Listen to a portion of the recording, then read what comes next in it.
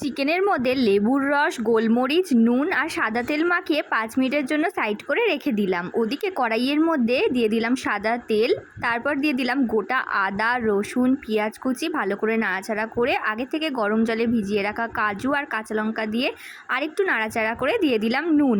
ভালো করে নাড়াচাড়া করে 5-6 মিনিটের জন্য রেখে দিলাম। পেঁয়াজটা নরম হয়ে গেলে জল দিয়ে ঢাকা দিয়ে রেখে দেবো 10 মিনিটের জন্য। সিদ্ধ হয়ে গেলে একটা বাটিতে নামিয়ে ঠান্ডা করার জন্য রেখে দেবো। ওদিকে কড়াইয়ের মধ্যে সাদা তেল আর বাটার দিয়ে গোটা গরম মশলা, তেজপাতা দিয়ে মাংসগুলো ভালো করে ভেজে নেব লো টু মিডিয়াম ফ্লেম করে ঢাকা দিয়ে দিয়ে। ওদিকে পেঁয়াজটা ঠান্ডা হয়ে গেছে, দই দিয়ে পেস্ট করে নিলাম।